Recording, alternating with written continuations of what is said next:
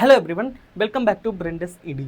आई hope आप सभी स्वस्थ और मस्त होंगे और अपनी प्रिपरेशन बहुत ही अच्छी तरीके से कंटिन्यू कर रहे होंगे। स्टूडेंट्स, इसी प्रिपरेशन को कंटिन्यू करने के लिए मैं आपके साथ में लगातार रीजनिंग एंड मैथ्स के लेक्चर डिस्कस कर रहा हूँ। आज उसी सीरीज़ में मैं आपके सामने मैथ का सेकेंड लेक्चर लाया हूँ। स्टूडेंट्स, मैथ का फर्स्ट लेक्चर जिसमें मैंने आपके साथ मैथ का सिलेबस एंड 25 मिक्स क्वेश्चंस आपके साथ में डिस्कस किए थे। आई होप आप सभी को बहुत ही अच्छी तरीके से वो सारे क्वेश्चंस समझ में आए होंगे एंड आपको अपने सिलेबस के बारे में जानकारी हो गई होगी। स्टूडेंट्स, जिन बच्चों ने फर्स्ट लेक्चर मैथ का अटेंड नहीं किया है, प्लीज़ वो बच्चे अपना जाके वहाँ पर चैनल पे यूट्यूब पे ब्रेंडेस ईडीयू पर आप अपना फर्स्ट लेक्चर देख कर आएँ, उसके बाद ये सेकेंड लेक्चर कंटिन्यू करें। स्टूडेंट्स, मैंने आपको पहले बताया कि आप जो है बिना पेन और कॉपी के क्लास में मत बैठिए, और कोई बच्चा अगर लेजी होकर क्लास देख रहा है तो उसको भी ऐसा नहीं करना है, क्योंकि पेन कॉपी लेके बैठेंगे, मैं आपके सामने क्वेश्चन पुट करूँगा तो आप पहले क्वेश्चन रीड करेंगे अच्छे से, उसके बाद एक बार क्वेश्चन सॉल्व करने की कोशिश करेंगे। अगर आपसे सोल्यूशन नहीं होता है तो आप यहाँ पे सोल्यूशन देखेंगे, नहीं तो आप खुद से सॉल्व करने की कोशिश करेंगे। और जो मैं आपके साथ में क्वेश्चन ला रहा हूँ ये प्रीवियस ईयर बेस्ड क्वेश्चन, सारे के सारे क्वेश्चंस कहीं ना कहीं किसी ना किसी एग्जाम में पूछे गए हैं। स्टूडेंट्स, आपको बहुत ही अच्छी तरीके से पकड़ बनाकर चलनी है। जो चीज़ ऐसा लगे आपको ये फार्मूला मुझे नहीं आता है, वो आप कॉपी में लिख लें एंड डेली बेसिस पे उसको रिवीजन करें। स्टूडेंट्स, जब तक आप मैथ एंड रीजनिंग की बहुत अच्छे से प्रैक्टिस नहीं करेंगे, कॉपी पेन नहीं चलाएंगे, तब तक आप उसमें स्कोर हासिल नहीं कर पाएंगे। अगर आपको अच्छा मार्क्स गेन करना है, रीजनिंग एंड मैथ्स अच्छी करनी है एंड एग्ज़ाम क्वालिफाई करना है, उसके लिए रीजनिंग एंड मैथ्स जो है आपका सही होना बहुत ही इम्पॉर्टेंट है। इसलिए आप लगातार प्रैक्टिस करते रहें और जुड़े रहें ब्रेंडेस ईडीयू से। स्टूडेंट्स, ब्रेंडेस ईडीयू जो है आपके साथ में लगातार मॉक टेस्ट भी इंट्रोड्यूस कर रहा है, ठीक है। तो आप वहाँ जाएँ, आप एप्लीकेशन पे जाएँ, आप मॉक टेस्ट लगाएँ और एनालाइज करें अपनी परफॉर्मेंस को कि आप कहाँ पे स्टैंड कर रहे हैं एंड कितना आप इम्प्रूव कर सकते हैं, उस हिसाब से आप इम्प्रूव करिए। तो चलिए चलते हैं मैथ्स की सेकंड क्लास, जिसमें मैं आज आपके सामने 25 प्रीवियस ईयर रिपीटेड क्वेश्चंस लाया हूँ, ठीक है। स्टूडेंट्स, बढ़ते हैं अपनी क्लास की तरफ। मैथमेटिक्स प्रैक्टिस सेट है। Mathematics is not about numbers, equation और एल्गोरिदम्स। मैथमेटिक्स जो होती है वो नंबर, इक्वेशन एंड एल्गोरिदम के बारे में नहीं। मैथमेटिक्स जो होती है वो अंडरस्टैंडिंग पे बेस्ड होती है। It is about understanding. अगर आप एक बार इसको अच्छे से समझ लेंगे तो आपके दिमाग में ये हमेशा हमेशा के लिए बस जाएगी, ठीक है students. And success is the sum of small efforts repeated day in and day out. Students, success हमेशा छोटे छोटे स्टेप से मिलकर बनेगी। अगर आप चाहेंगे कि मुझे एक बार में सक्सेस मिल जाए, बिना कुछ किए सक्सेस मिल जाए, ऐसा नहीं हो सकता स्टूडेंट्स। बार बार प्रयास करना पड़ेगा। कई बार आप हो सकता है उस प्रयास में असफल रहें, लेकिन लगातार कोशिश करनी है, कंसिस्टेंसी। लगातार कोशिश करेंगे तो आप एक ना एक दिन सफल जरूर होंगे। चलिए चलते हैं अपने फर्स्ट क्वेश्चन की ओर। क्लास का फर्स्ट क्वेश्चन जो रहेगा मैथमेटिक्स का, स्टार्ट करते हैं अपना सेशन। फर्स्ट क्वेश्चन जो है, which of the following is not a prime number. 4 options आपके सामने गिवन है। एक बार आप इसको सॉल्व करिए, मैं आपको कुछ टाइम देता हूं एंड इसके बाद हम लोग इसका डिस्कशन करते हैं, ठीक है स्टूडेंट्स। सॉल्व करिए।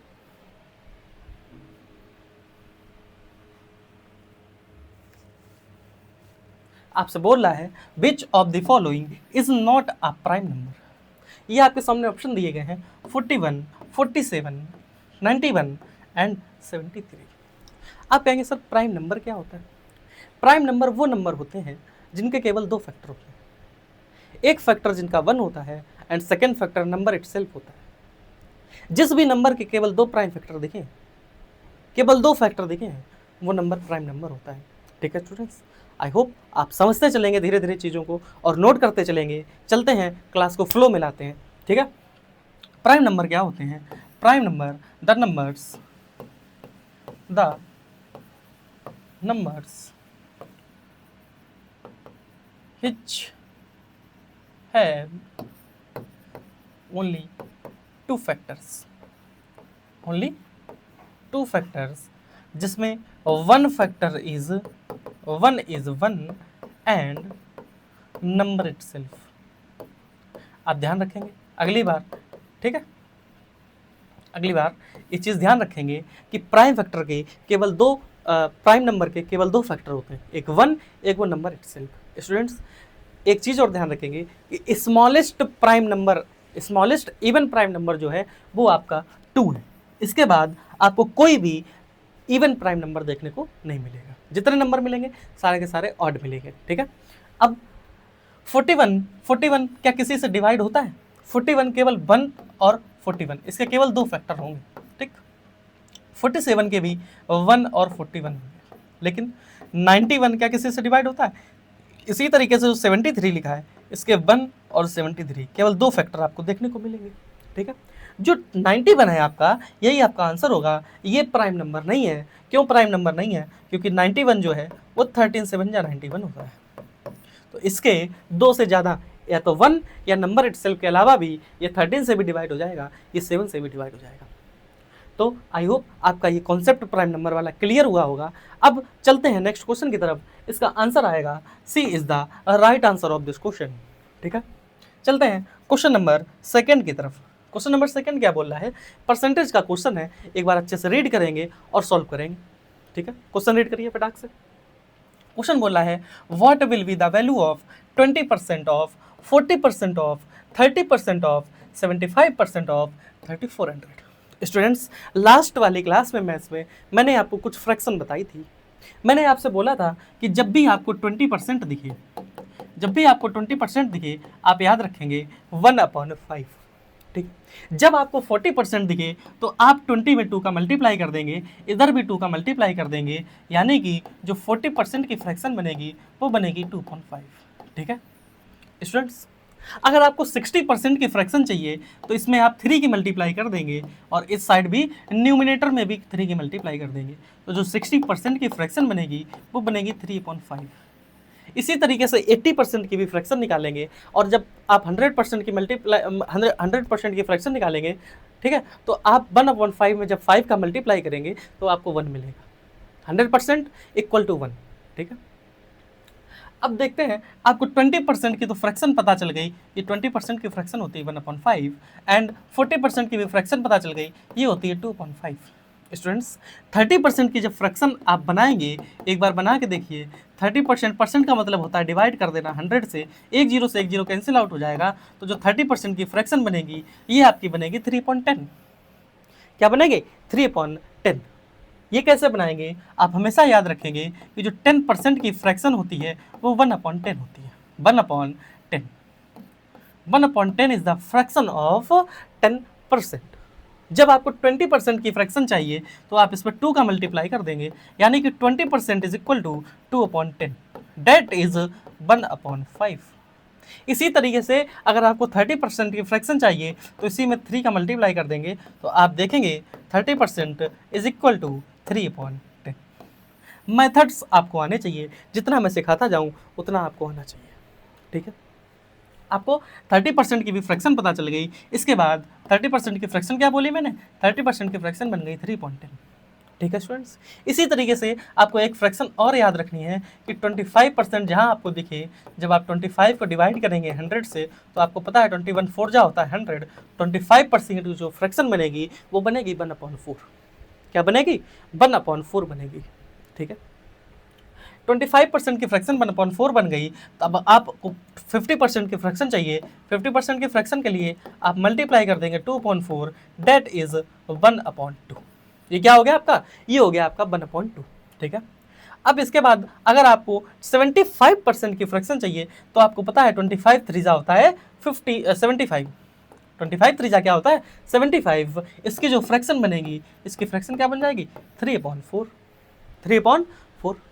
आई होप आप सभी को चीज़ें क्लियर होती चली जाएंगी। एंड आप स्टूडेंट्स एक चीज़ का विशेष ध्यान रखिए, आप प्लीज़ कॉपी और पेन लेके बैठिए।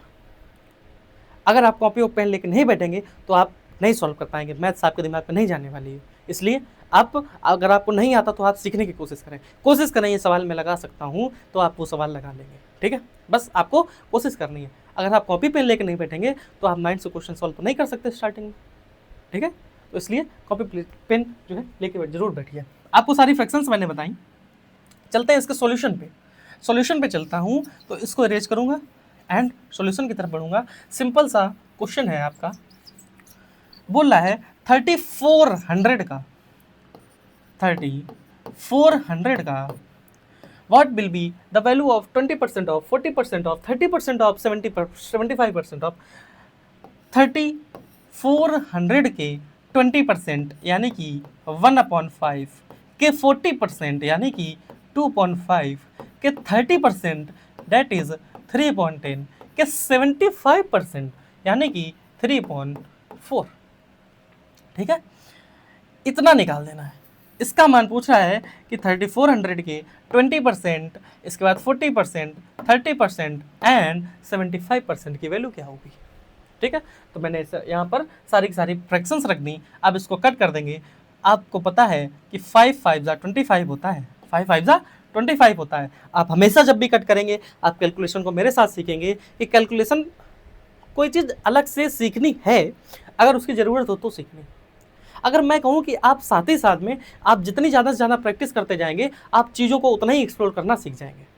स्टूडेंट्स, अगर आप कैलकुलेशन अलग से कहीं से पढ़ेंगे तो शायद से मेरा ये मानना है कि आप कैलकुलेशन उतनी अच्छी नहीं सीख पाएंगे जितनी अच्छी आप एक बार बेसिक मैथ पढ़ ली। आपने बेसिक मैथ पढ़ने के बाद जब धीरे धीरे उसको एक्सप्लोर करना चालू किया, आपने खुद से क्वेश्चन लगाना चालू किए, तो आप देखेंगे कि आप जो है खुद से कुछ ना कुछ ट्रिक्स बना पा रहे हैं। जैसे कि एक अप्रोच होती है, मैंने क्या किया, 5 5 जा 25 होता है, 25 4 जा कट कर दिया 100, 4 से 4 कट कर दिया। ठीक है, अब मैं क्या करूँगा, 3 3 जा 9, 9 2 जा 18, 18 होता है।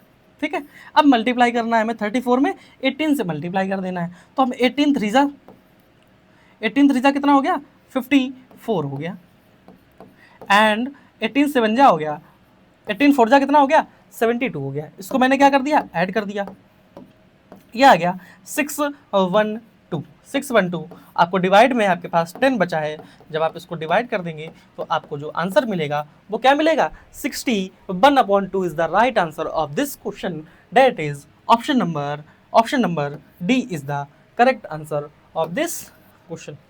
आई होप आप सभी को क्वेश्चन बहुत अच्छे से समझ में आया होगा। चलते हैं नेक्स्ट क्वेश्चन की तरफ, क्वेश्चन नंबर 3। एक बार आप इस पर टाइम दीजिए, आप इसको रीड करिए एंड सॉल्यूशन करने की इसका कोशिश करिए। नहीं आता है तो फिर मैं आपके साथ हूं, मैं एक्सप्लेन करूंगा। ठीक है,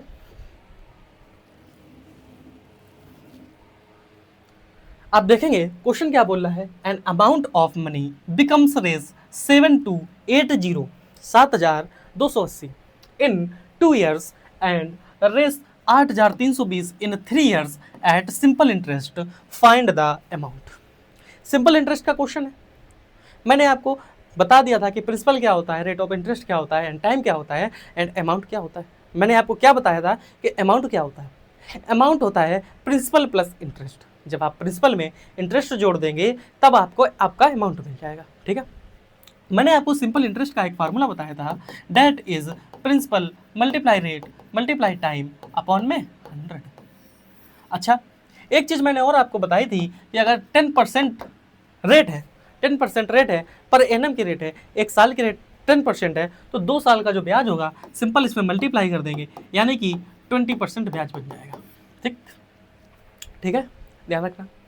क्वेश्चन क्या बोल रहा है, an amount of money becomes 7220 in 2 years।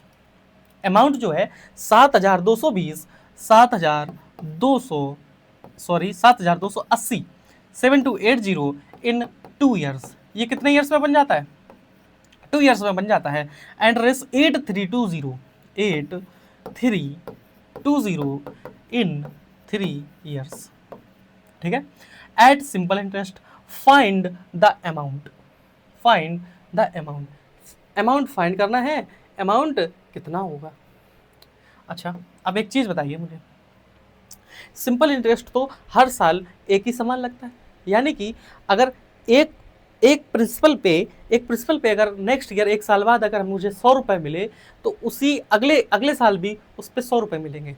जब ब्याज पे ब्याज मिलने लगे तो वो चक्रवृद्धि ब्याज हो जाता है, आपका कंपाउंड इंटरेस्ट हो जाता है। सिंपल इंटरेस्ट बिल्कुल सिंपल रहता है, जो आपका प्रिंसिपल है उस पर ही इंटरेस्ट मिलता है। ठीक है, अब देखा 7280 रुपये जो थे वो कितने में हो गए, 2 years में हो गए। 8320 रुपये हैं वो 3 years में हो गए, यानी कि 7220 से मैं बार 7220 बोल रहा हूँ, 7280 से 8320 तक जब आए तो ये 1 साल का इंटरेस्ट मुझे मिला। क्या मैं सही बोल रहा हूँ, समझा पा रहा हूँ आपको। 1 साल का जो इंटरेस्ट मिला यहाँ से यहाँ है, क्योंकि इंटरेस्ट हर साल सेम होता है, यहाँ पर 1 साल का टाइम मिला, तो मुझे पता चल गया कि जो 1 year का इंटरेस्ट हुआ, 1 year का जो इंटरेस्ट हुआ है वो कितना हुआ है 8320 में से जब मैं 7280 माइनस कर दूँ, ठीक है, माइनस कर दिया 0401, यानी कि एक साल में जो सिंपल इंटरेस्ट मिल रहा है वो 1040 रुपये मिल रहा है, ठीक है, 1040 रुपये एक साल में सिंपल इंटरेस्ट मिल रहा है। ये जो मनी, अब क्या बोल रहा है question, N amount of money, मैं लिख दूं यहाँ पर 1040 पर ईयर, ठीक है, an amount of money becomes Rs 7280 in 2 years.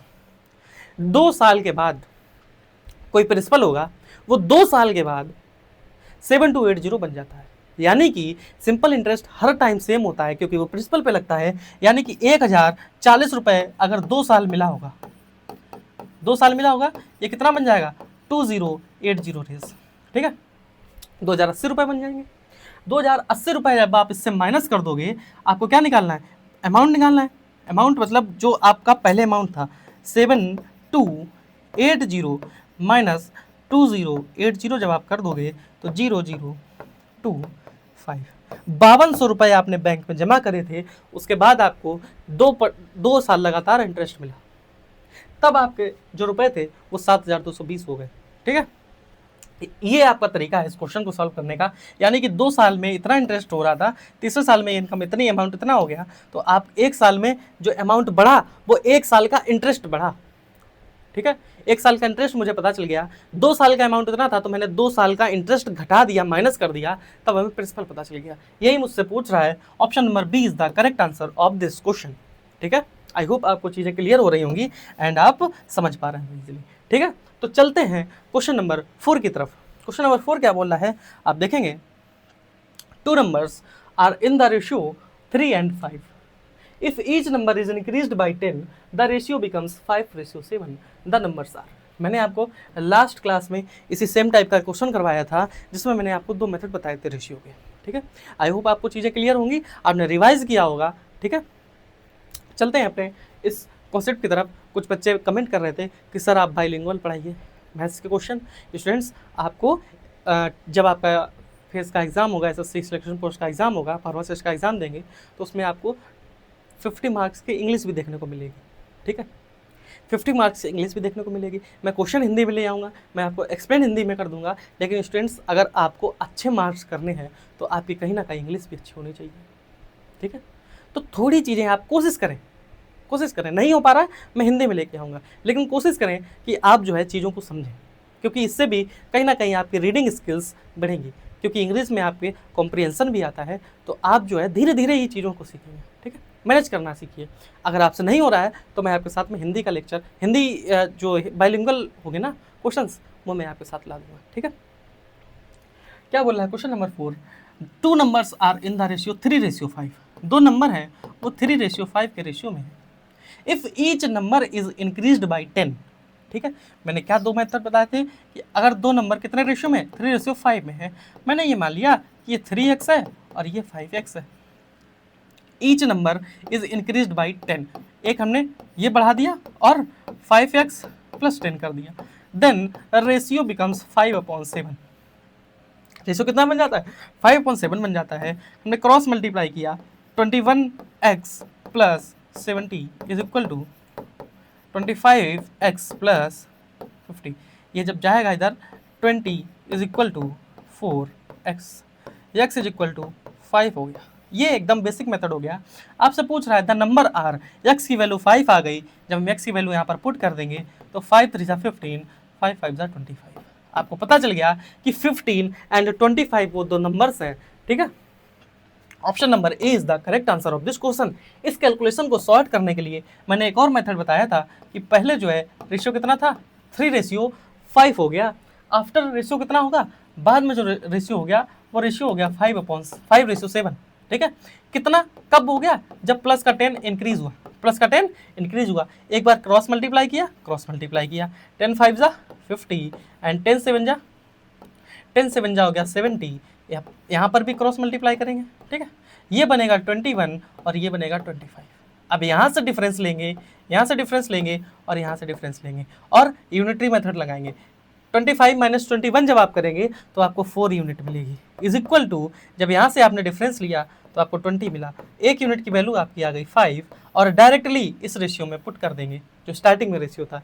Ratio क्या हो गया 3:5 that is 5,25 is the correct answer. Option number A is the correct answer of this question. ठीक है, चलते हैं क्वेश्चन नंबर 5 की तरफ। क्वेश्चन नंबर 5 की तरफ चलते हैं। 5 नंबर क्वेश्चन क्या बोल रहा है, the average of 11 numbers is 10.9। 11 numbers 11 number के जो एवरेज हैं, मैंने आपको एवरेज का एक फार्मूला भी बता रखा है। Average is equal to sum of all digits या ऑल नंबर्स, जितने भी नंबर्स दिए गए हैं उनका सम कर देना है। कोई भी अगर नंबर्स दिए गए हैं या स्टूडेंट्स दिए गए हैं, स्टूडेंट का कोई डाटा दिया गया है, स्टूडेंट्स के कोई नंबर दिए गए हैं, तो सम ऑफ ऑल एक्सपेरिमेंट बोल सकते हैं अपॉन नंबर ऑफ एक्सपेरिमेंट।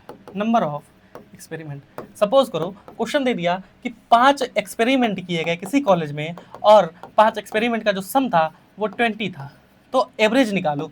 तो आप एवरेज निकाल दोगे सम और डिवाइड कर दोगे नंबर ऑफ एक्सपेरिमेंट, तो आपको 4 एवरेज मिल जाएगा। ठीक है, इसी पर चलते हैं। The average of 11 numbers is 10.9। 10.9 11 number का, अब जब आप एवरेज 11 नंबर का कितना है 10.9 है। अच्छा, जब एवरेज दिया गया है मुझे 10.9 is equal to sum upon number दिए गए हैं, नंबर कितने थे 11 नंबर थे, तो अगर मुझे सम को फाइंड करना होगा तो मैं 10.9 में मल्टीप्लाई कर दूंगा 11 का, तो मुझे पता चल जाएगा कि इन 11 नंबर का जो सम था वो क्या था। ठीक है, अब देखते हैं कि अगर हम सम निकाल लें, sum of 11 number, sum of 11 numbers is equal to 10.9 multiply 11। ठीक है, मल्टीप्लाई 11 कर लिया। इसके बाद if the average of first 6 number is 10.5, पहले के जो 6 नंबर हैं, पहले के जो 6 नंबर हैं उनका एवरेज कितना है 10.5, तो पहले के 6 नंबर का जो सम होगा, जो पहले के 6 नंबर हैं इनका जो सम होगा ये कितना हो जाएगा 10.5 मल्टीप्लाई 6 हो जाएगा। एंड क्या बोल रहा है, and that of last 6 numbers is, यानी कि ये फर्स्ट के 6 नंबर थे। ठीक है, एंड ये लास्ट के 6 नंबर है। लास्ट के 6 नंबर का जो एवरेज दिया गया है वो 11.4 दिया गया है, तो जब हम इसका भी सम निकालेंगे तो आपको क्या मिलेगा 11.4 मल्टीप्लाई 6। अब आपको क्या करना है, कैलकुलेशन करनी है। सम ऑफ 11 नंबर का सम जब मैंने मल्टीप्लाई किया तो 99 हो गया, इधर 00 हो गया और इधर 11 हो गया, यानी कि 9911। यहाँ पर डेसिमल लगा दी, 119.9 हो गया इसका सम। एंड जब हमने इसमें मल्टीप्लाई किया 6 5 30 3, ये 63 मिल गया, 0 हट जाएगा डेसिमल के बाद। एंड जब आप इसमें मल्टीप्लाई करेंगे 6 4 24, 2 6 1 6 2 8, 6 1 6, यानी कि फर्स्ट 6 नंबर और लास्ट के 6 नंबर का जो सम आया वो ये आया एंड ये आया। अब आपको टोटल जो 11 नंबर का सम दे रहा था वो ये दे रहा था, यहाँ पर फर्स्ट 6 और लास्ट 6, यानी कि एक नंबर जो है वो 2 बार इंक्लूड हो गया है। इनका सम करेंगे, इनका सम किया 12 नंबर्स का सम किया जब मैंने, तो कितना आया 68.4 एंड 63.0, ये 4 हो गया, 8 3 11 की 1 हो गया, 131.4। ये 12 नंबर का सम आया और 11 नंबर का सम ये था। मुझे एक नंबर फाइंड करना है, क्या बोल रहा है, the middle term is, middle term ऐसा था जिसको मैंने 2 बार इंक्लूड कर लिया, इसी वजह से मेरा एवरेज का जो सम था 12 नंबर्स को ज़्यादा आ रहा था। यहाँ से इसको माइनस कर देंगे, ठीक है, 119.9। जब आप इसको माइनस करेंगे तो 5 यहाँ पर 0 हो जाएगा, 1 1 and 1, 11.5। Option number A is the correct answer of this question. ठीक है, क्या क्वेश्चन बोल रहा था, the average of 11 number is 10.9, तो मैंने पहले 11 नंबर का सम निकाल लिया। इसके बाद the average of first 6 number, तो पहले फर्स्ट 6 नंबर का सम ले लिया एंड लास्ट के 6 नंबर का सम ले लिया, यानी कि आपको पता चल गया पहले के 6 लास्ट के 6, ये तो 12 नंबर हो गए। एक नंबर को 2 बार इंक्लूड किया गया, वो मिडिल टर्म था। ठीक है, तो मिडिल टर्म जब आपने 12 नंबर का सम लिया और माइनस 11 नंबर के एवरेज से माइनस कर दिया, तो आपको जो नंबर रिपीट हुआ था वो नंबर मिल गया, सिंपल। ठीक है, इतना मैं समझाना चाह रहा था। कोई भी टाइप का क्वेश्चन आए आप ऐसे टैकल करेंगे उसको, इसी टाइप का क्वेश्चन, सॉरी।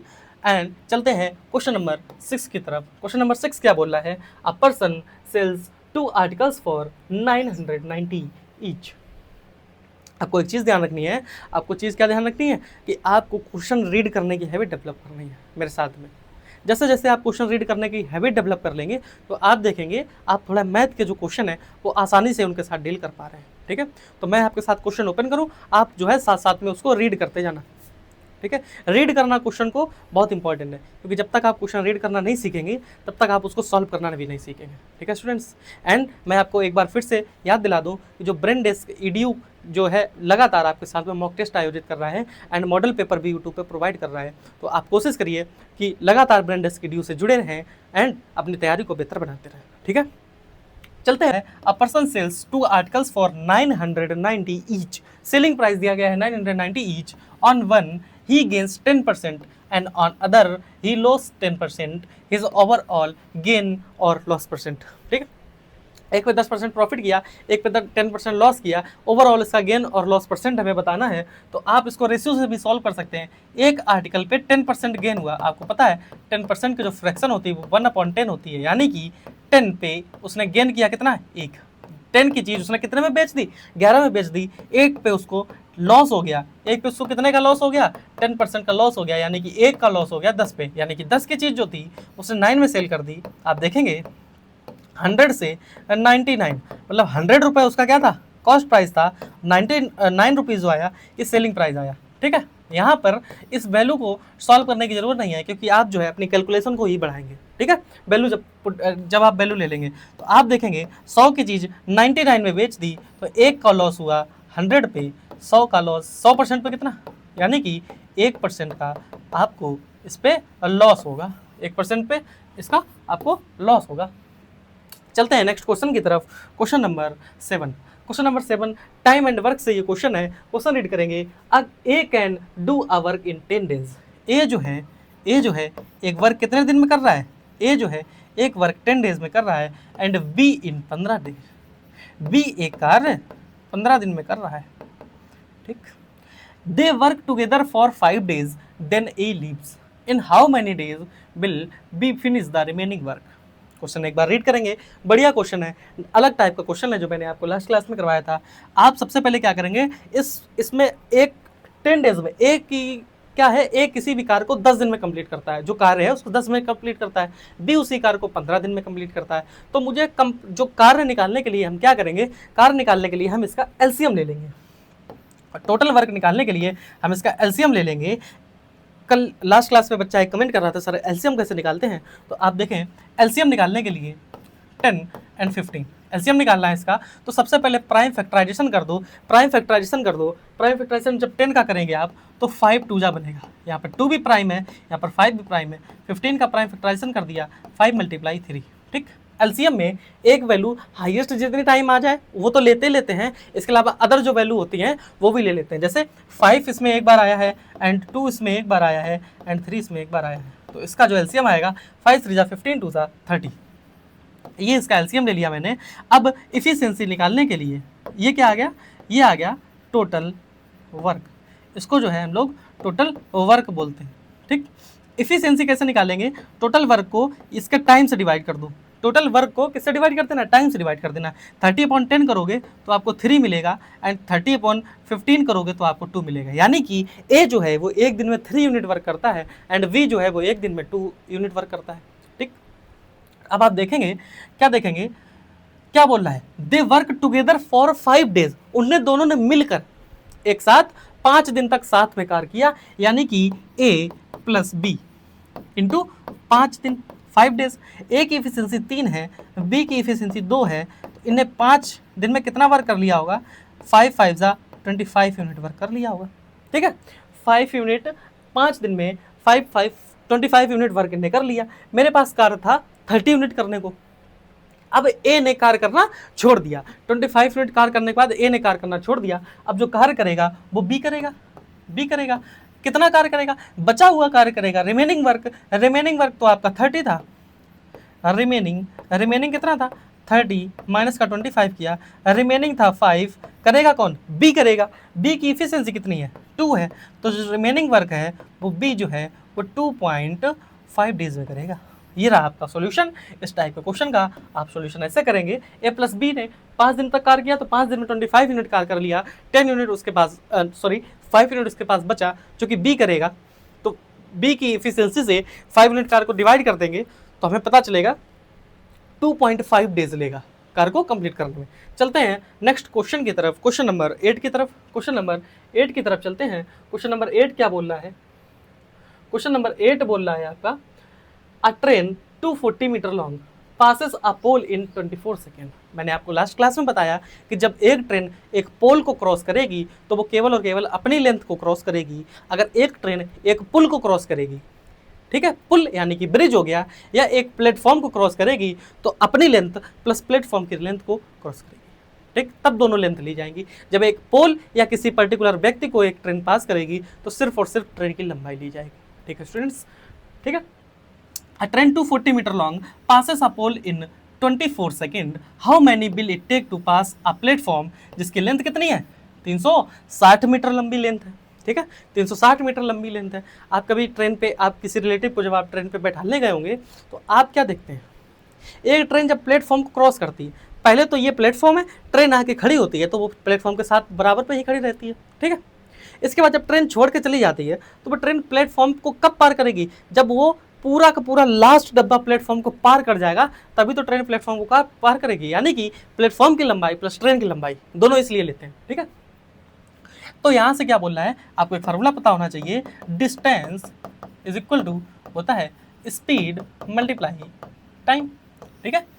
अब 240 मीटर लंबी यानी कि 240 meter is equal to speed आपको यहाँ से मिल जाएगी, ठीक है, इंटू टाइम कितना दिया है? 24 सेकेंड दिया है। तो यानी कि स्पीड आपको पता चल गई, जो आपकी स्पीड है ट्रेन की वो कितनी है? 10 मीटर पर सेकेंड, ये ट्रेन की स्पीड है।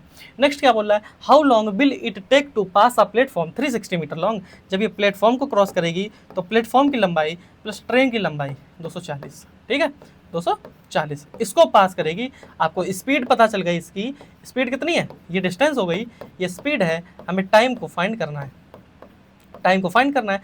जब आप इसको एडिशन करेंगे 360 40 हो जाएगा 400 और 2 600 is equal to 10 multiply T, एक जीरो से एक जीरो कैंसिल हो जाएगा। तो आपको पता है ये जो 60 सेकेंड में ये क्रॉस करेगी। Option number C 60 second is the correct answer of this question. चलते हैं क्वेश्चन नंबर 9 की तरफ। क्वेश्चन नंबर 9 की तरफ चलते हैं। Find the amount invested at compound interest at the rate of 30% per annum which will become 3887 in 2 years. क्या बोल रहा है question? Find the amount, amount फाइंड करना है। Invested at compound interest at the rate of 30% per annum which will become 3887 in 2 years.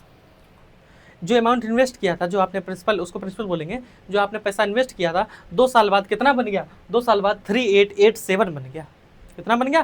3887 बन गया। अगर आप इसको रेशियो से करना चाहेंगे, रेशियो से करना चाहेंगे, या इसको आप ऐसे भी कर सकते हैं। आपको पता है कि 2 साल का, मैंने आपको फार्मूला बताया था CI ऑफ 2 ईयर्स। जब आपको ईयर्स क्या हो जाएगी? A plus B plus AB upon 100, ठीक है, A प्लस बी, यानी कि पहले साल भी रेट 30 पर थी एंड दूसरी साल भी रेट 30 थी, एंड 30 मल्टीप्लाई 30 अपॉन में 100 करेंगे तो आप देखेंगे 60 प्लस 9 हो गया, 3 3 900 अपॉन में 100। तो ये क्या बन जाएगा? ये बन जाएगा आपका 69%। यानी कि जो अमाउंट होगा, सपोज करो आपका 100% अमाउंट था तो 2 साल बाद कंपाउंड इंटरेस्ट पे वो 69% यानी कि 169% हो जाएगा, क्योंकि 100 पे 69 रुपीज़ तो आपका इंटरेस्ट हो गया, ठीक है, 69%। अब आप देखेंगे कि जो 169% है, मैंने क्यों 169% लिखा? क्योंकि जो आपने पैसा इन्वेस्ट किया था वो 100% था, 2 साल बाद जो कंपाउंड इंटरेस्ट बना वो 69% बना, इसलिए टोटल आपका जो अमाउंट बनेगा, जो आपका अमाउंट यहाँ पर दिया गया है 2 साल बाद, वो अमाउंट बनेगा वो 3887 इक्वल टू 169% बनेगा। 100% तो आपने इन्वेस्ट किया था, 69% आपका कंपाउंड इंटरेस्ट बन गया, तो 169% इक्वल टू क्या हो जाएगा आपका? 3887 अपॉन में 169। आपसे प्रिंसिपल पूछ रहा है कि आपने कितना अमाउंट इन्वेस्ट किया था, ठीक है। अब आप इसको डिवाइड करेंगे, डिवाइड करेंगे तो आपको पता है 13 का स्क्वायर होता है 169। क्या 13 से ये डिवाइड हो रहा है? 13 2 26, ठीक है, 13 3 39 यानी कि 12 बचेगा, ठीक है, 13 9 117। अब यहाँ पर कितना बचेगा? 128 था, 3 20 8 11 बचेगा एंड 13 9 जा 117, फिर से 13 से कट करेंगे, 13 2 जा 26 बचा 3, 13 3 जा, यानी कि आपको 2300 रुपये, ये आपकी वैल्यू किसकी आ गई, 100% की वैल्यू आ गई। और 100% क्या था, जो आपने इन्वेस्ट किया था, जो आपने इन्वेस्ट किया था उसकी वैल्यू अगर पूछेगा तो ऑप्शन नंबर ए दे देंगे। A is the correct answer of this question. जब भी आपको रेट दी गई हो और 2 साल का कंपाउंड इंटरेस्ट पूछे, a plus B plus A B 100 लगा देंगे। ठीक है, चलते हैं नेक्स्ट क्वेश्चन की तरफ, दैट इज 10। क्वेश्चन नंबर 10 क्या बोल रहा है, x plus x is equal to 5, then x cube plus 1 upon x cube क्या होगा। मैंने आपको लास्ट क्लास में बताया था कि अगर x plus 1 upon x is equal to K दिया है और x square plus 1 upon x square पूछ ले तो आपको पता था कि के स्क्वायर माइनस 2 लगा देंगे। ठीक है, इसका एक्सप्लेनेशन भी किया था। इसी तरीके से अगर आपको x प्लस 1 अपॉन एक्स की वैल्यू के दे दी गई है and x cube plus 1 upon x cube की वैल्यू पूछ रहा है तो ये हो जाएगा के क्यूब माइनस का 3k। इस कॉन्सेप्ट को भी आप कॉपी में नोट कर लेंगे एंड इसको लर्न करेंगे। बहुत ही इंपॉर्टेंट कॉन्सेप्ट है, आपको यहाँ से क्वेश्चन एक देखने को बहुत ज़्यादा चांस है कि आपको क्वेश्चन देखने को जरूर मिलेगा इस वाले फार्मूले से, या वैल्यू प्लस में होगी या माइनस में होगी। ठीक, एक चीज़ और ध्यान रखें, जब यहाँ से एंड एक्स के क्यूब माइनस 3 क्या करना है, चलो अभी जब नेक्स्ट आपका क्वेश्चन में रखूंगा तो अगले फार्मूले पर रख लूँगा तो वहाँ पे चीज़ें बता दूंगा। अभी सिंपल इतना क्लियर करते चलना है आपको। x plus 1 upon x is equal to K दिया है तो x cube plus 1 upon x cube जो वैल्यू होगी वो के क्यूब माइनस 3 की होगी। ठीक है, ये क्वेश्चन क्या बोल रहा है, x प्लस 1 अपॉन एक्स की जो वैल्यू दी है वो 5 दी है। आपको क्या फाइंड करना है, आपको x cube plus 1 upon x cube की वैल्यू फाइंड करनी है, डेट इज के क्यूब माइनस 3k। इस 5 को ही हम के मान लेंगे। ठीक है, तो ये हो जाएगा 5 का क्यूब 125 माइनस 3 का के, यानी कि 3 मल्टीप्लाई 5 125 माइनस का 15 011, यानी कि 110। Option number C is the correct answer, आपका ये हो जाएगा। ठीक है, चलते हैं नेक्स्ट क्वेश्चन की तरफ। क्वेश्चन नंबर 11 क्या बोल रहा है, रीड करेंगे क्वेश्चन एक बार। The length and width of a rectangular room are in the 5:4। Rectangular यानी कि आयत का रूम है, आयताकार रूम है, उसकी लेंथ और ब्रेथ का जो रेशियो दिया गया है वो इतना दिया गया है। If the length of the room is 15 meters, यानी कि जो लेंथ है वो कितनी दी गई है, 15 मीटर्स। 5 3 जा 15, 5 3 जा 15। ठीक है, तो ये वाला जो हो जाएगा 4 3 जा हो जाएगा 12 हो जाएगा, यानी कि हमें लेंथ 15 पता चल गई और ब्रेथ 12 पता चल गई। ठीक है, 12।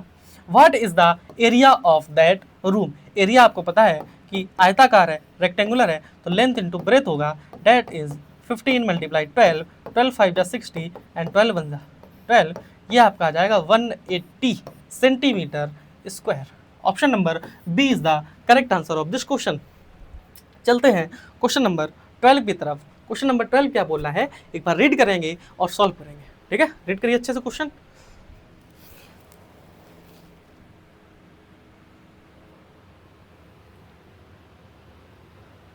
क्वेश्चन बोल रहा है the radius of a circle is increased by 10%, the percent increase in its area. जब भी आपको इस टाइप के क्वेश्चन दिखे तो आप इसको हमेशा रेशियो से बनाने की कोशिश करेंगे। ठीक है, आपको एक चीज़ पता है, radius of a circle is increased by, radius हो गई r, ठीक, r हो गई, एंड आपका जो एरिया होता है वो पाई आर स्क्वायर होता है एंड पाई आर स्क्वायर होता है। तो आपको कैलकुलेशन करने से कोई ज़्यादा बहुत फ़ायदा देखने को नहीं मिलेगा, इसलिए उससे करेंगे। पाई दोनों तरफ कांस्टेंट है तो मैंने हटा दिया। ठीक, अब आप एक चीज़ देखें, 10% इंक्रीज हुआ, 10% का होता है यानी कि 1/10, और जब इंक्रीज हो रहा है तो न्यूमरेटर में इंक्रीज हो रहा है, डिनोमिनेटर यानी कि 10 पर एक इंक्रीज हो रहा है। जो रेडियस थी वो 10 से बढ़कर 11 हो जाएगी। क्या हो जाएगी, 10 से बढ़कर 11 हो जाएगी कि नहीं हो जाएगी। और जो सर्कल का जो एरिया होगा वो रेडियस का स्क्वायर होता है। ठीक, यानी कि जो एरिया होगा वो 100 से बढ़कर 121 हो जाएगा, 121 हो जाएगा। अब आपसे क्या पूछ रहा है, पाई की वैल्यू क्यों नहीं ली, क्योंकि पाई यहाँ पर भी 22/7 था, पाई यहाँ पर भी 22/7 था, दोनों का मतलब नहीं था। कैलकुलेशन जब लेते उसको सॉल्व करते तब वहाँ कट जाता है, इससे अच्छा पहले ही उसको इग्नोर करते चलो। ठीक, यानी कि 100 से बढ़कर 121 हो गई, तो जो चेंज आया, प्रतिशत चेंज आया 21 का चेंज आया 100 पर, सीधा सीधा देख सकते हैं कि 100 पे कोई चीज़ बढ़ रही है, कितनी बढ़ रही है, 21 बढ़ रही है। आपको पता है 21% चेंज हो रहा है, 21% बढ़ रहा है, ठीक। 21 बढ़ा 100 पर तो मल्टीप्लाई 100 कर देंगे तो आप देखेंगे 21%। Option number C is the correct answer of this question. चलते हैं क्वेश्चन नंबर 13 की तरफ। क्वेश्चन नंबर 13 क्या बोल रहे हैं, the value of sine square 30 plus cos square 60 plus ten square 45। Students trigonometry का ये टॉपिक है एंड आपको साइन कॉज टेन इनकी 30, 45 एंड 60 ये वैल्यू आपको अच्छे से लर्न होनी चाहिए। एक बार आप देख लेंगे, सर्च कर लेंगे, लर्न कर लेंगे, ठीक है। वरना जैसे जैसे क्वेश्चन आएंगे मैं आपको सॉल्व करवाता चलूँगा। क्वेश्चन क्या बोल रहा है, the value of sine square 30 plus cos square 30 plus ten square 45। यानी कि साइन स्क्वायर 30, साइन 30 की वैल्यू होती है 1/2, स्क्वायर लगा तो होल स्क्वायर कर देंगे। कॉज 60 की जो वैल्यू होती है वो भी होती है 1/2, ठीक।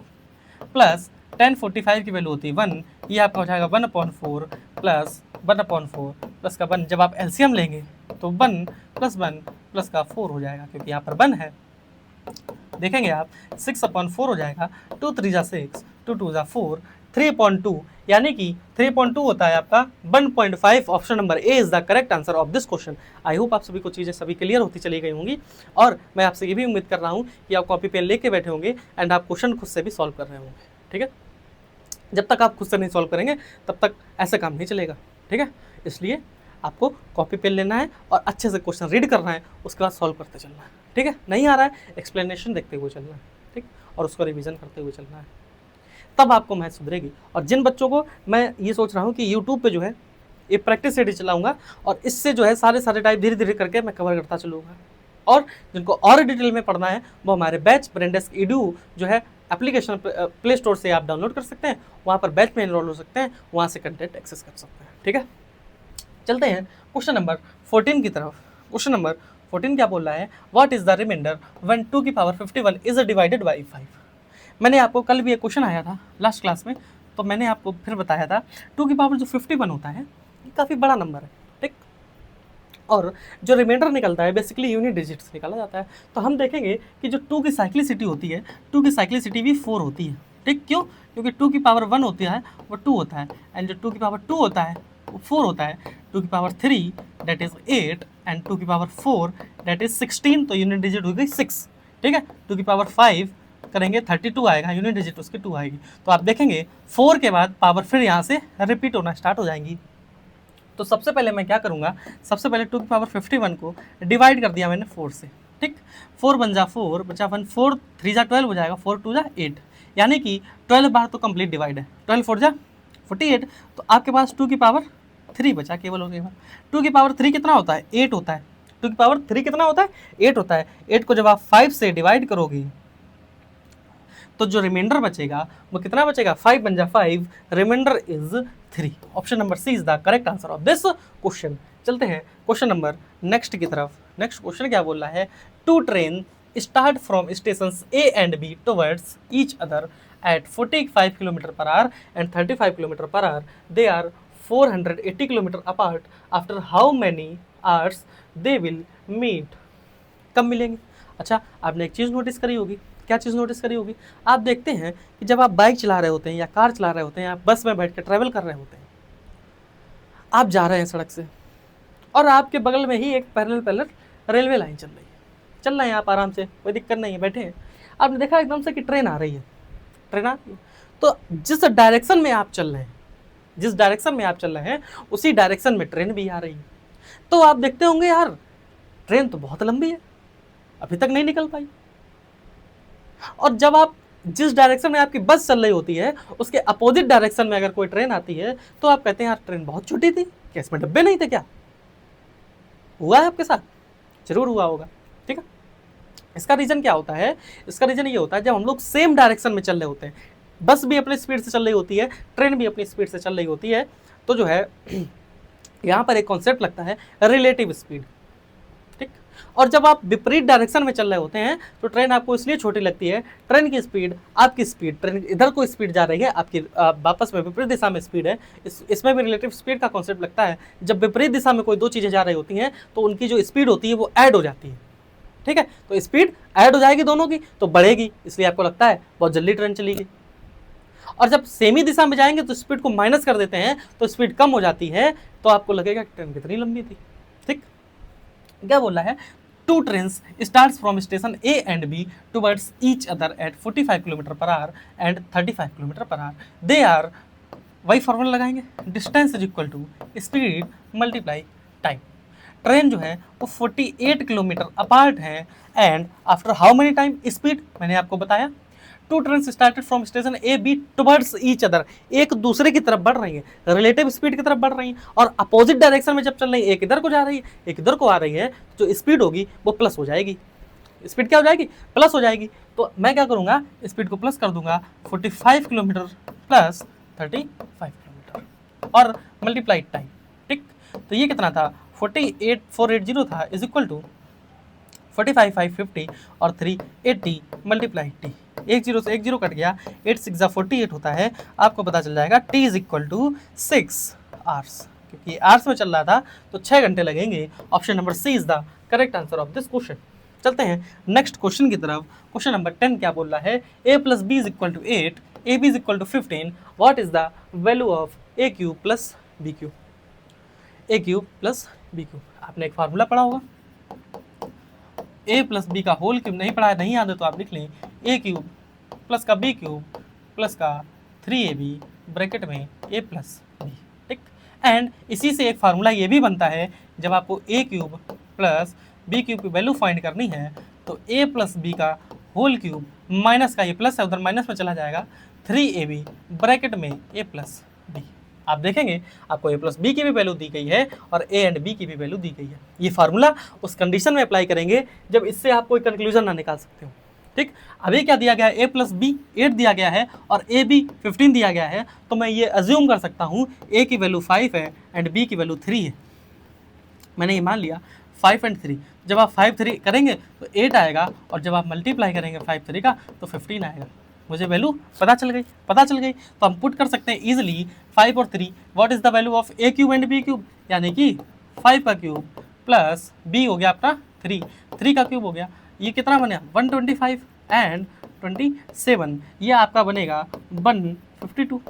ठीक है, जब आप इस फार्मूले को पुट करेंगे, ये वाला फार्मूला पुट करेंगे, यानी कि ए क्यूब प्लस बी क्यूब की जब आपको वैल्यू चाहिए तो आपने ए प्लस बी का होल क्यूब, ए प्लस बी का होल क्यूब यानी कि 8 का क्यूब किया, माइनस का 3ab, ए बी कितना दिया है 15 दिया है, ए बी 15 दिया है एंड ए प्लस बी आपका 8 दिया है।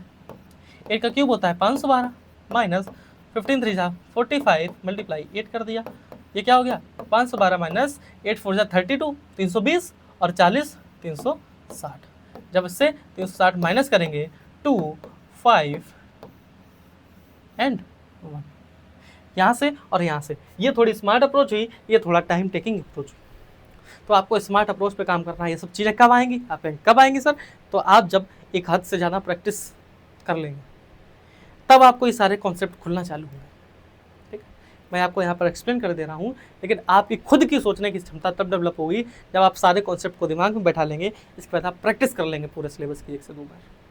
ठीक है, तो इतनी मेहनत आपको करनी है, करते रहिए, जुड़े रहिए और करते रहिए। क्वेश्चन नंबर 17 क्या बोल रहा है, क्वेश्चन नंबर 17 बोल रहा है, a cylinder has radius 7 centimetre and height 20 centimetre, its total surface area, इसका टोटल सरफेस एरिया कितना है, आपको मैंने बता दिया। सिलेंडर का जो वॉल्यूम होता है, सिलेंडर का वॉल्यूम जो होता है वो होता है पाई r स्क्वायर h, एंड इसका जो कर्व्ड सरफेस एरिया होता है CSA जिसको बोलते हैं वो होता है 2 पाई RH, एंड इसका जो टोटल सरफेस एरिया होता है ये होता है 2 पाई r ब्रैकेट में h प्लस r। ठीक, क्लियर चीज। A cylinder that has a radius 7 centimetre, यानी कि r की वैल्यू 7 दी है, and height is equal to 20 centimetre, its total surface area is, that is, हमें क्या फाइंड करना है 2 pi r h plus r find करना है। 2 पाई की वैल्यू 22.7, r की वैल्यू 7 हो गई, इसको जब ऐड करेंगे ये 27 बन जाएगा, 7 से 7 कैंसिल, 22 2 हो गया 44, मल्टीप्लाई किस में करना है 27 में मल्टीप्लाई कर देना है, मल्टीप्लाई किया 4 7 जा 4 2 8 2 10, आप देखेंगे 8 8 1 1 1 1 8 8, option number B 1188 centimetre square is the correct answer of this question. आपके एग्जाम में जितने भी मेंसुरेशन बेस्ड फार्मूला पूछे जाते हैं सारे के सारे मेंसुरेशन बेस्ड क्वेश्चन पूछे जाते हैं, सारे के सारे फार्मूला बेस्ड क्वेश्चन होते हैं। अगर आपको फार्मूलाज लर्न है तो आप क्वेश्चन इजीली सॉल्व कर ले जाएंगे। इसलिए मैं यहाँ पर जो भी करवाता चलूँ, आप एक कॉपी बनाइए और उसमें नोट करते जाइए, उसको डेली बेसिस पे रिवीजन करते जाइए। यकीन मानिए एक ना एक दिन आपके परफॉर्मेंस से बहुत ही अच्छा निखार आएगा। ठीक है, आप लगातार मॉक टेस्ट से एनालाइज करते जाना है आपको। ठीक, मैथ बहुत टफ नहीं है, जिन बच्चों को मैथ टफ लगती है, मैथ बहुत टफ नहीं है। मैं आपको कोशिश करता हूँ कि सिंपलेस्ट वे में चीज़ें समझाते हुए चलो, तो आपको समझते जाना है, सीखते जाना है। ठीक है, चलते हैं क्वेश्चन नंबर 18 की तरफ। In an examination 40% of students failed in Hindi, 30% of students fail in maths and 10% of in both.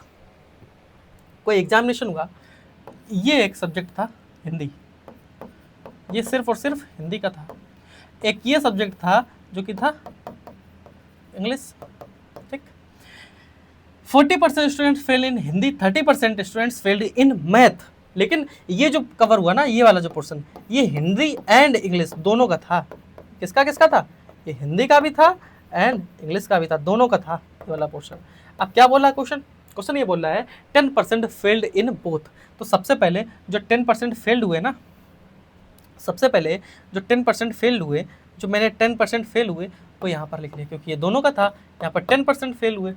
ठीक, आप देखेंगे 40% ऑफ स्टूडेंट्स फेल इन हिंदी, 40% तो फेल हुए, लेकिन 10% उसमें हिंदी इंग्लिश वाले थे, ये माइनस कर देंगे तो जो केवल हिंदी में फेल हुए वो 30% फेल हुए। ध्यान रखना इस चीज़ को वेन डायग्राम बनाते टाइम।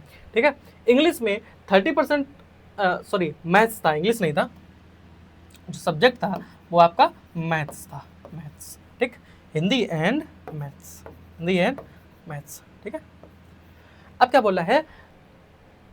30% फेल इन मैथ, उसमें से 10% तो दोनों में हुए थे और 20% मैथ में।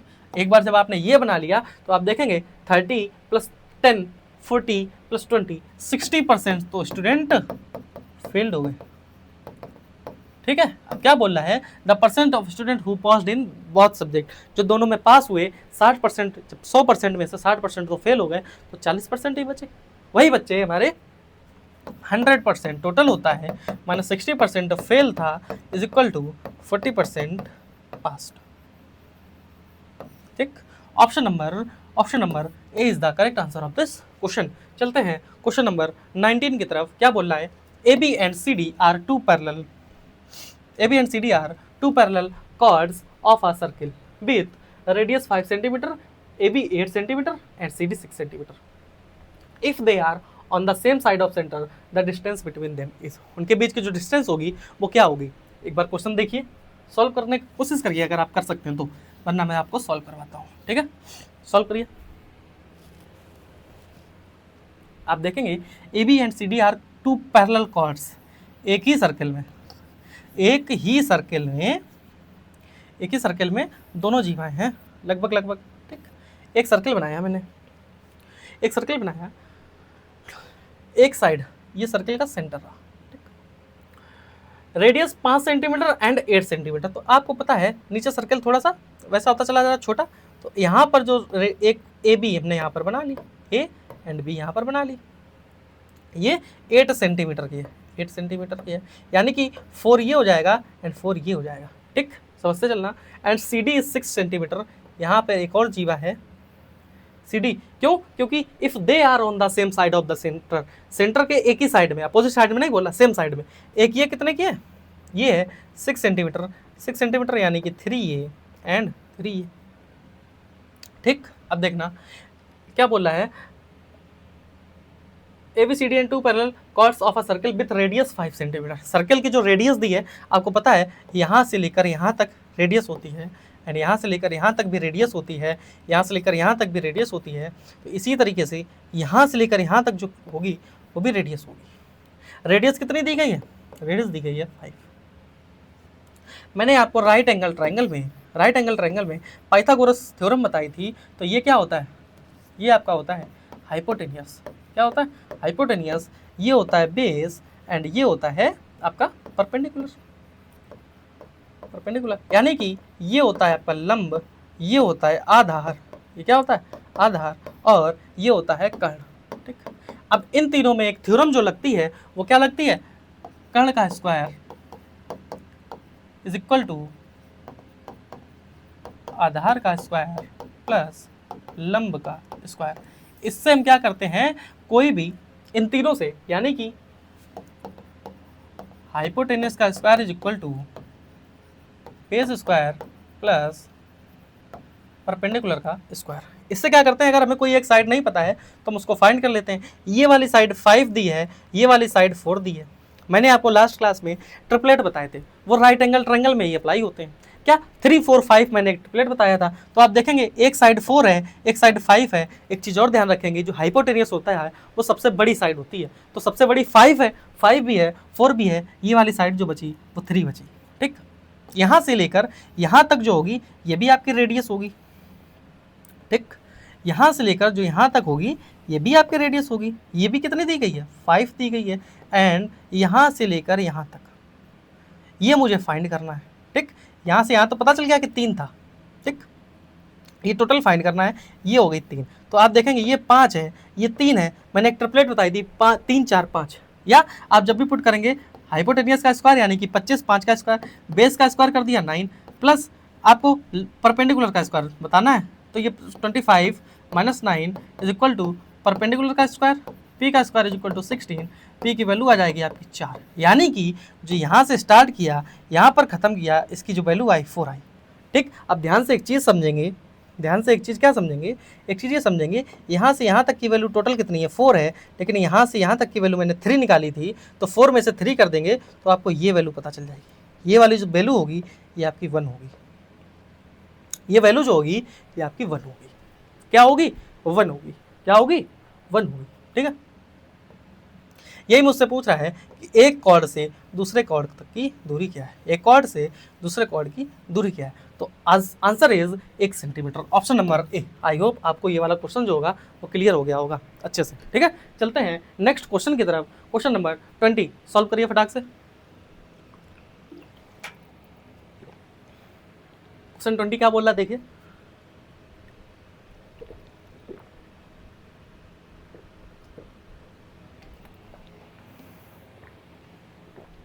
क्वेश्चन 20 क्या बोल रहा है, if tan theta is 4/3। tan theta की वैल्यू दी गई है।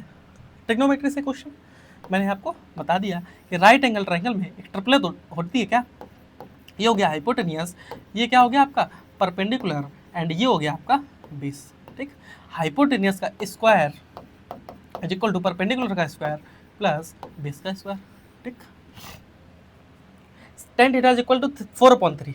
tan थीटा मैंने आपको एक चीज़ ये भी बताई थी कि LA लाल अपॉन का, इससे भी आप लर्न कर सकते हैं। क्या क्या लर्न कर सकते हैं, ये साइन थीटा हो गया, ये कॉस थीटा हो गया, ये आपका tan थीटा, ये कॉट हो गया, एंड ये सेक हो गया, ये कॉसेक हो गया। ठीक, यानी कि sine theta is equal to लंब अपॉन कर्ण, कॉस थीटा आधार अपॉन कर्ण, tan थीटा लंब अपॉन आधार। इसके बाद जो चीज़ें चलती हैं, कॉट थीटा आधार अपॉन लंब चलती है। ठीक है, सेक थीटा कर्ण अपॉन आधार चलती है। इस चीज़ को ध्यान रखिए।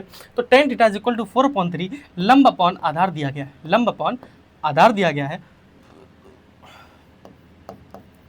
ये क्या हो गया, 4/3 दिया गया, यानी कि परपेंडिकुलर 4 हो गया, बेस 3 हो गया। तो ये जो हाइपोटेनियस बनेगा ये 5 बनेगा।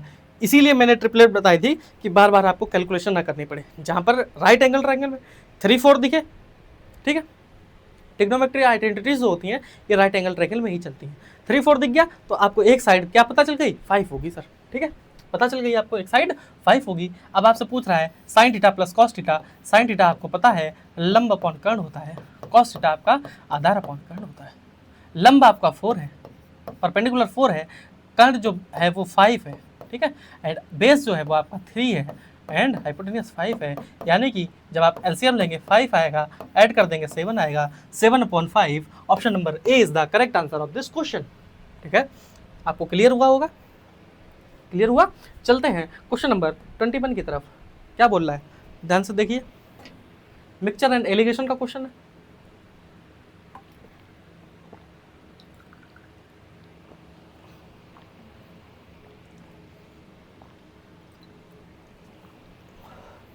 मिक्सचर एलिगेशन का question, in what ratio must water be mixed with milk worth 12 per litre to get a mixture of worth 8 per litre. इसको कैसे करेंगे, इसको हम लोग जब सॉल्व करेंगे, ये मिक्सचर एंड एलिगेशन का कॉन्सेप्ट है। ठीक है, जब आप चैप्टर पढ़ेंगे मैं आपको वहाँ पर सिखाऊंगा। वैसे आप इसको ऐसा सॉल्व कर सकते हैं, इन what ratio must water be mixed with milk.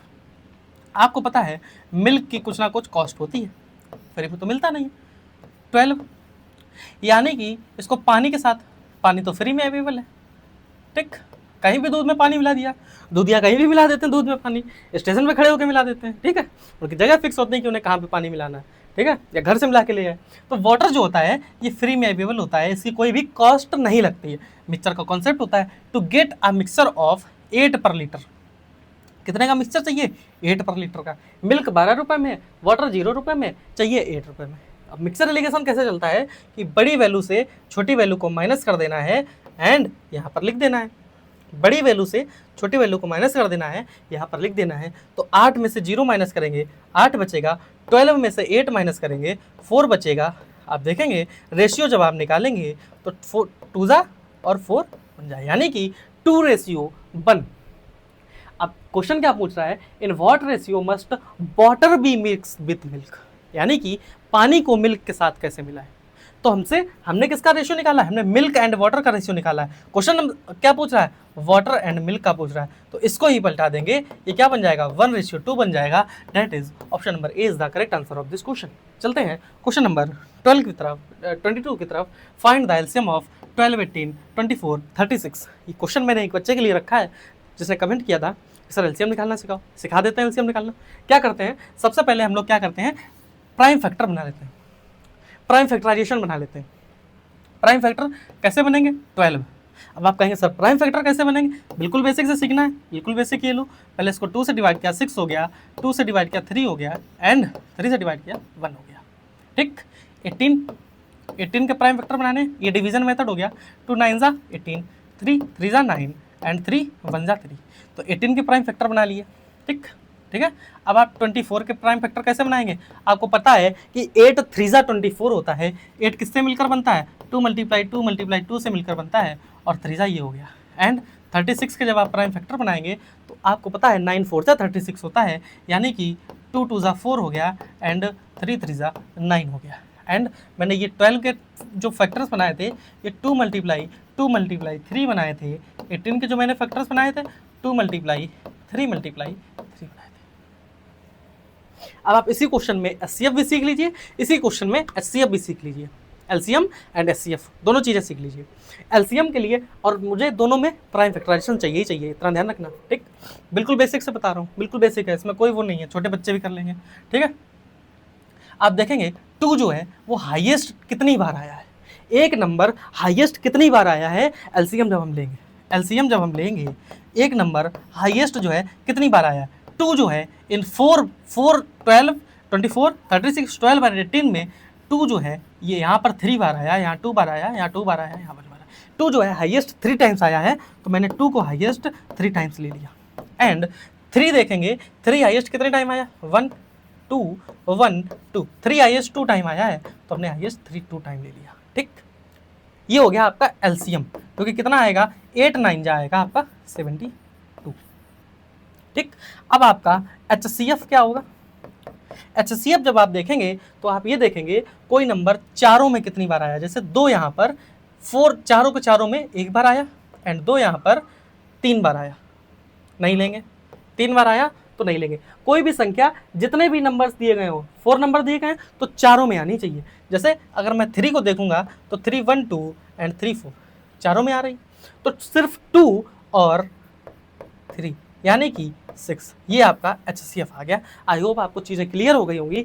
LCM वो नंबर होता है जो इन दी गई संख्याओं से पूरा का पूरा डिवाइड हो जाए, एचसीएफ वो नंबर होता है जो इन दी गई संख्याओं को पूरा का पूरा डिवाइड कर दे विदाउट लीविंग एनी रिमाइंडर, ठीक है। तो एचसीएफ एंड एचसीएफ के कॉन्सेप्ट जो है वो आपके क्लियर हो गए होंगे। चलते हैं, इसका जो आंसर आया आपका 72 आया। एंड चलते हैं क्वेश्चन नंबर 23 की तरफ। 23 नंबर क्या बोल रहा है, the area of trapezium is 384 centimetre square, the distance between the parallel sides of 6 is 16 centimetre, one parallel side is इतनी 18 centimetre, find the other parallel side. आप देखिए ट्रेपेजियम जो बनता है वो कुछ इस साइड इस शेप में बनता है। एक इसकी ये वाली जो साइड होती है पैरेलल साइड होती है, एंड यहाँ से यहाँ तक लेकर जो होती है वो इसकी हाइट होती है, ठीक है। ये क्या हो गई, इसकी हाइट हो गई। और ट्रेपेजियम का जो एरिया होता है, ट्रेपेजियम का जो एरिया होता है, इसको हमने नाम दे दिया A B and C D. याद रखिए ये दोनों दोनों पैरेलल साइड होती हैं, ये साइड थोड़ी सी नीचे वाली बड़ी होती है। इसका जो एरिया होता है वो 1/2 and A plus B multiply height, या इसको 1/2 sum of parallel side into height कर दिया। ठीक, 1/2 sum of parallel side into height कर दिया। ठीक, A plus B, A plus B, A plus B. अब क्या बोल रहा है, the area of trapezium is 384। Area कितना दे दिया गया है, 384 दे दिया गया है। एरिया का फॉर्मूला क्या होता है, 1/2 A plus B. The distance between the parallel side is 16। Distance parallel side के बीच में, यानी कि मुझे हाइट दे दी गई है 16 सेंटीमीटर, मल्टीप्लाई 16 कर दिया, ब्रैकेट में A plus B, one parallel side 18 centimetre, एक साइड तो मुझे दे दी 18 एंड दूसरी साइड फाइंड करनी है। फार्मूले में पुट कर दिया, 2 8 जा 16 होता है एंड 8 4 जा 32, 6 8 8 जा, ये क्या हो गया 48 हो गया। 48 is equal to 18 plus B, जब आप यहाँ सब्ट्रैक्ट करेंगे 0 5 50 इज इक्वल टू बी, यानी कि जो 50, सॉरी कहीं ना कहीं कुछ गलती हुई है, क्वेश्चन को एक बार फिर से सॉल्व करते हैं। ठीक है, क्या बोल रहा है, 384 इज इक्वल टू 1/2, हाइट आपकी 16 दी गई है, एक साइड आपकी 18 है प्लस दूसरी साइड आपको फाइंड करनी। 2 8 जा 16, 8 4 जा 32, 8 4 जा 32 बचा 6 8 8 जा, यानी कि ये 48 is equal to 18 plus B. जब आप माइनस करेंगे 48 माइनस का 18 करेंगे इक्वल टू बी हो जाएगा, तो जो बी की वैल्यू आएगी वो आएगी आपकी 30। 30 इज द करेक्ट आंसर। ठीक, अब आप एक चीज़ नोटिस करेंगे, ये वाली साइड छोटी थी तो ये 18 होगी, और यहाँ से यहाँ तक की जो लेंथ होगी वो भी 18 होगी। ठीक, लेकिन ये 30 है, ये वाली जो पूरी साइड है वो 30 है, तो 18 के बाद बचा कितना, 12 बचा। 12 दो भाग में डिवाइड हो जाएगी बराबर, यहाँ से यहाँ तक की जो लेंथ आ जाएगी, ये वाली लेंथ ये 6 हो जाएगी, एंड ये वाली जो लेंथ हो जाएगी ये 6 हो जाएगी। 6 6 12, 18 12 30। ठीक, समझ गए होंगे। ट्रेपेजियम का फॉर्मूला आप कॉपी में नोट कर लेंगे एंड आप इसको लर्न करके रखेंगे। ठीक है, चलते हैं क्वेश्चन नंबर 24 की तरफ। The average marks of 30 students is 45 if 5 students with average 30 are removed, what is the average. बिल्कुल बेसिक से सॉल्व करेंगे, किसी भी ट्रेडिशनल मेथड पे नहीं जाना, बेसिक देखेंगे। 30 मार्क्स, 30 स्टूडेंट का एवरेज जो है 35 है। मैंने आपको बताया average is equal to sum of all numbers बटे number, sum of all, experiment कर लो, कुछ भी कर लो, ऑल क्वांटिटी कर लो। ठीक, एंड नंबर ऑफ क्वांटिटी, कितनी संख्या में क्वांटिटी दी गई है ये ध्यान रखना। तो एवरेज कितना दिया गया है, average marks of 30 students is 45, और सम हमें पता नहीं है अभी कितने स्टूडेंट्स का दिया गया है, 30 स्टूडेंट्स का। जब हम सम निकालेंगे, सम ये आएगा 45 3 135 होता है, 1350 आ गया। अब क्या बोल रहा है, if 5 students with average 30 are removed, 30 students, 30 average था, कितने रिमूव करे गए, x/5, यानी कि जो उनका सम था वो 150 था। 150 इससे मैंने रिमूव कर दिए, तो एवरेज जो नंबर बचे वो कितना, सब कितना बचा, 1200 बचा। पहले 30 बच्चे थे, 5 बच्चे उससे रिमूव हो गए, तो अब कितने बच्चे बचे, 1200 अपॉन 25, 25 4 जा 100 एंड 12 4 जा 48। तो जो अब न्यू एवरेज आया वो क्या आया, option number B, 48 is the correct answer of this question. चलते हैं नेक्स्ट क्वेश्चन की तरफ। Last question of the class is 25। The product of two consecutive even number is 2 to 4, what are the numbers. Two consecutive even numbers दिए गए हैं, उनका जो product है वो कितना दिया गया है, 2 to 4। जरूरी नहीं है आप इस क्वेश्चन को सॉल्व करके करें, जरूरी नहीं है, आपको टाइम बचाना है, आपको टाइम बचाना है। आप यहाँ से मल्टीप्लाई करके देख लीजिए। ठीक, क्योंकि हमें 2 to 4 चाहिए, लास्ट में 4 चाहिए। यूनिट डिजिट का मल्टीप्लाई करेंगे, 4 2 जा 8 मिलेगा, 6 4 जा 24, यहाँ पर यूनिट डिजिट मिल रहा है, 8 6 जा 48 हो रहा है, 8 6 जा 48 हो रहा है, नहीं करेंगे एंड यहाँ पर 0 हो रहा है, तो हमें हमारा आंसर मिल गया 14 एंड 16। ठीक है, अब इसको सॉल्व कैसे करेंगे, टू कंसेक्यूटिव नंबर यानी कि लगातार इवन नंबर, एक नंबर अगर n होगा तो दूसरा नंबर n+2 होगा। भाई एक नंबर अगर सम 2 है तो दूसरा नंबर 4 ही तो होगा। ठीक है, तो इसलिए मैंने यहाँ n रखा एंड n+2 रखा, तभी तो इवन नंबर मिलेगा। भाई n की वैल्यू 2 है तो दूसरा नंबर 2+2, तो दूसरा नंबर जो होगा 4 होगा। इनका जो प्रोडक्ट दिया गया है वो मुझे 2 24 दिया गया है। अब यहाँ से n स्क्वायर प्लस का 2n is equal to 224। Exam में, अपने एग्जाम में ये वैल्यू सॉल्व बहुत मुश्किल में करनी होती है जब हमें कोई सोल्यूशन ना दिखे। वैसे यहाँ तक हम आएंगे और यहाँ से वैल्यू पुट करके चेक कर लेंगे कि 14 एंड 16 क्या हो रहा है पुट कि नहीं हो रहा। नहीं तो यहाँ से मुझे फैक्टर बनाने पड़ेंगे। n square plus 2n minus 224 is equal to 0।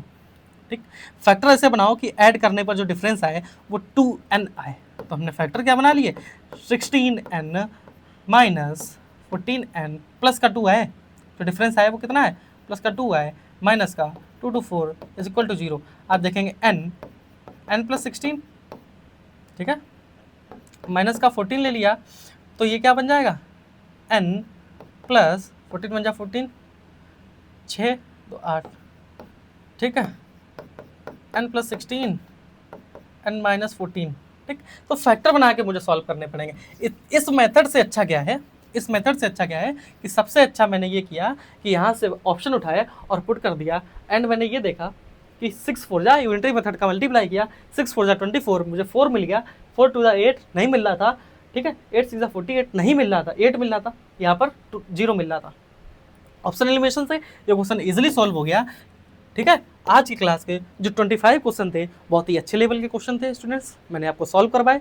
ठीक है, आई होप, मैं ऐसी उम्मीद करता हूँ कि आप सभी को ये सारे के सारे क्वेश्चन समझ में आए होंगे, एंड आपने जो आपके कॉन्सेप्ट हैं, कुछ फॉर्मूले जो इस क्लास से मुझे सीखने को मिला वो आपने कॉपी में ज़रूर नोट किया होगा, एंड आप उसको जब अगली क्लास में आएंगे तो रिवीजन करके आएंगे। इतने टास्क आपको करने हैं, जैसा जैसा मैं बताता जाऊँ अगर आप फॉलो करते जाएंगे तो आप में ड्रास्टिक चेंजेस देखने को मिलेंगे। ठीक, आई होप आप सभी को ये सारे कॉन्सेप्ट क्लियर होंगे। अगर आप हमसे जुड़ना चाहते हैं तो हमारा एप्लीकेशन ब्रेनडेस्क EDU प्ले स्टोर से डाउनलोड कर सकते हैं, एंड वहाँ पर जो कोर्सेज चल रहे हैं उसमें एनरोल कर सकते हैं। ठीक है, वहाँ पे सारा कंटेंट और शॉर्ट्स नोट्स जो हैं आपके लिए वो आप एक्सेस कर सकते हैं। आज के लेक्चर में इतना ही, मिलते हैं नेक्स्ट क्लास में। एंड आपको जो है क्या करना है, कमेंट में बताना है कि आपको सर क्लास है वो कैसी रही, आपको कॉन्सेप्ट क्लियर हुए कि नहीं हुए, आपको सारी चीज़ें कुछ ना कुछ हमें बताना है, हमसे जुड़े रहना है। ठीक है स्टूडेंट्स, मिलते हैं नेक्स्ट क्लास में, तब तक के लिए थैंक यू, जय हिंद।